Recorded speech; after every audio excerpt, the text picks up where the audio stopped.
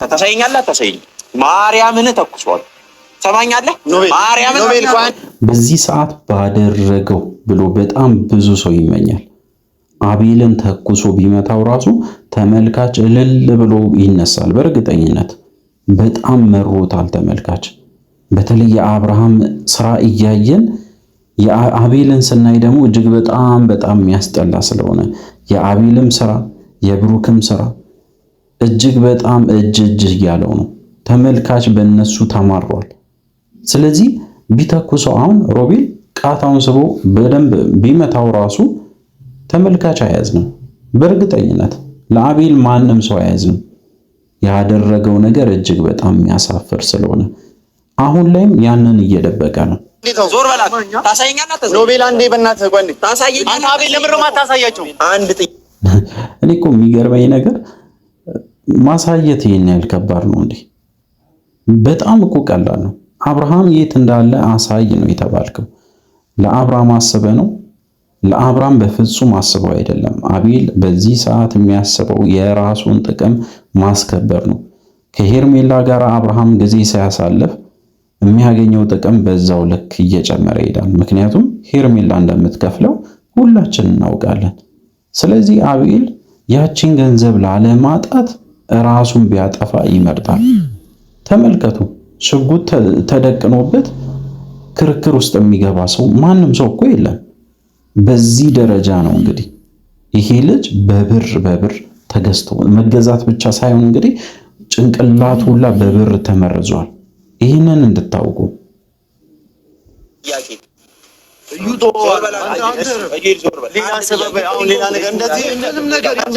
ኢዩኤል እንዳውም በዚህ መሃል ላይ ባትገባ የተሻለ ነበረ። ምክንያቱም እነሱ ያወቁት በጣም ብዙ ነገር ነበረ። ከዚህ በፊት በተለይ ሮቤል ስለ አብርሃም ማንነት ለብዙዎቻችን ሲናገር እኛ ግን አላመነውም ነበረ። በተለይ ሮቤልን በጣም ብዙ ስንሰድበው እጅግ በጣም ብዙ የማይባሉ ነገሮችን ስንለው ነበረ።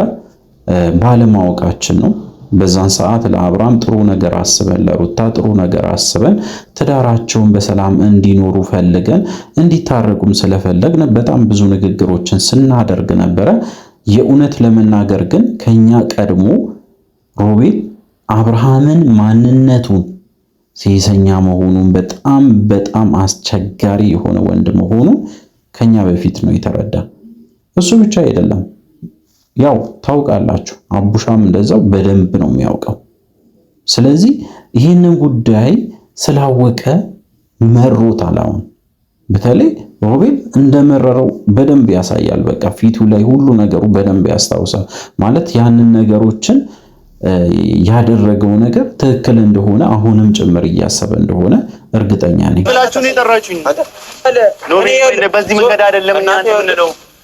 ሩታን ብታይ ደስ አይላትም በዚህ መንገድ አንዴ። እሺ ሩታ ይህንን ጸብ አትፈልግም።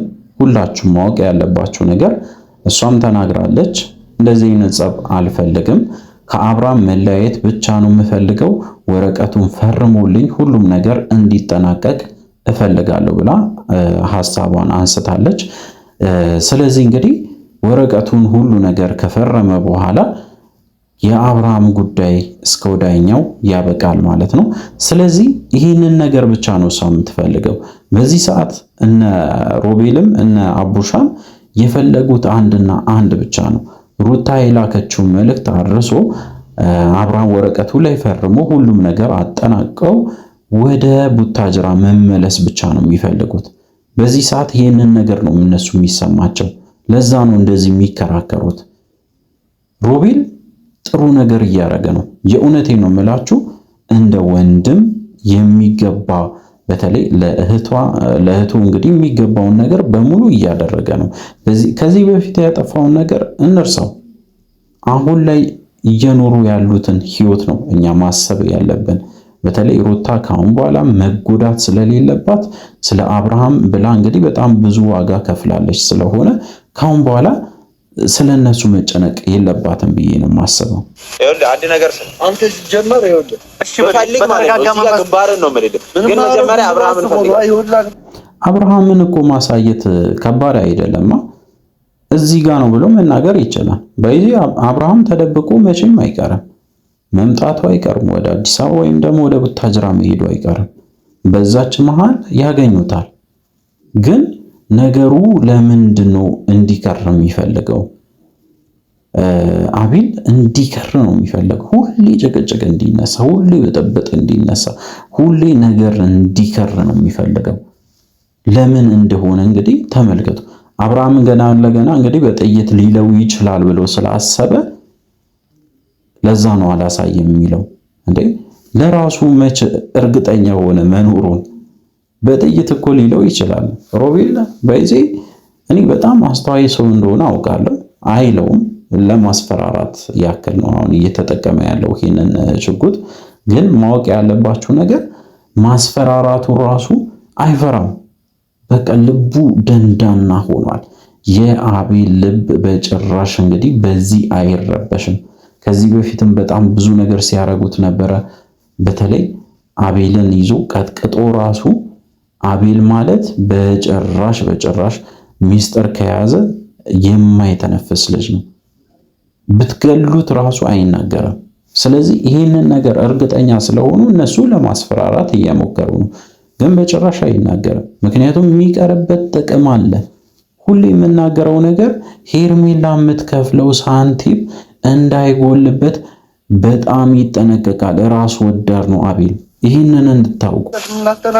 ስሜታችሁ ሳይገባኝ ቀርቶኝ እኮ አይደለም። ምንም አነሳው ነገር የለም። ወደ ሌላ ነገር ውስጥ ገባለሁ። የፈለኩትን አደርጋለሁ። እሱን ደግሞ እኮ በጣም በቃ እጅግ በጣም ኮንፊደንሱ ነው የሚገርመኝ። የአቤል ኮንፊደንስ ምንድን ነው? አንተ አሁን ጥሩ ነገር እየሰራ እንደሆነ ነው የምታስበው።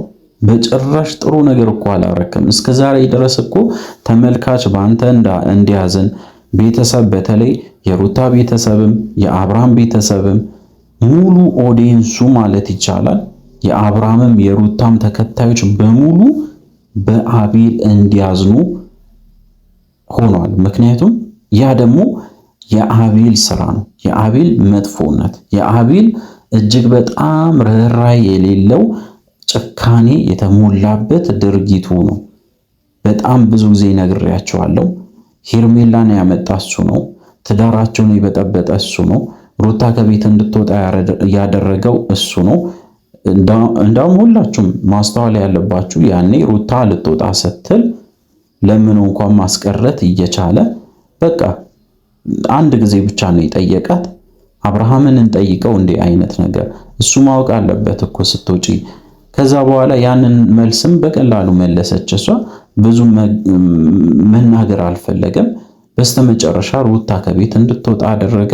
እሱ ብቻ አይደለም፣ ሩታን በጭራሽ የት እንዳለች እንኳን መናገር አይፈልግም ነበር በዛን ሰዓት። አብርሃም እንደዛ ሲሆን፣ አብርሃም እንደዛ ሲጨነቅ የት እንዳለች በግድ ተለምኖ ነው የተናገረ። አልናገርም ብሎ ከአብርሃም ጋር ግብ ውስጥ ነበረ። ይሄ ማለት የነሱን ትዳር እንዲፈርስ ከመጀመሪያው ጀምሮ ይፈልግ ነበረ። አቤል በጣም የሚገርማችሁ ነገር ለስለስ ብሎ ነው ከሰዎች ጋር የሚግባባ። በስተመጨረሻ እንግዲህ ሰዎችን በደንብ ልባቸውን ከያዘ በኋላ የሚፈልገውን ነገር ያደርጋል። ያንን ደግሞ በጥቅሙ ነው የሚያደርገው። በየጊዜው ከውጭ የሚላኩትን ገንዘቦችን እየተቀበለ ከሄርሜላ የሚያገኘውን ገንዘብ እየተቀበለ እያንዳንዱን የሚያገኛቸውን ገንዘቦችን እየተቀበለ የሚቀድመውን ትቶ የራሱን ጥቅም ብቻ እያሳደደ አብርሃምን አንድ ጊዜ እያጣላ አንድ ጊዜ እያስታረቀ በስተመጨረሻ ደግሞ ሕይወታቸው መሃል ገብቶ ጭራሽ ሄርሜላንም ከሌላ ቦታ እንግዲህ ይዞ መጥቶ ከአብርሃም ጋር አስተዋውቆ በስተመጨረሻ የአብርሃም እንድትሆን ከፍተኛ ጥረት እያደረገ ነው። በዚህ ሰዓት በዚህ ሙሉ ወጪው ማለት ይቻላል ሄርሜላ ናት የቻለችው። የአብርሃም መዝናኛ ቦታ፣ ሁሉም ነገር። አንዳንድ ወጪዎችም የሚያወጡ ነገሮች ሊኖሩ ይችላሉ። አብርሃም የሚያወጣቸው ወጪዎች ግን እያንዳንዱ ማወቅ ያለባችሁ ነገር የሩታም ጭምር ነው። በዚህ ጉዳይ ላይ ለሄርሜላ የሚያወጣት አንዲት ሳንቲም ካለች የሩታን ገንዘብ ጭምር እያወጣ እንደሆነ እንድታውቁ ፈልጋለሁ። ይሄ ነገር ደግሞ በሕግም ሊያስጠይቀው ይችላል። ስለዚህ አሁንም ቢሆን አልረፈደም፣ ጊዜ አለ።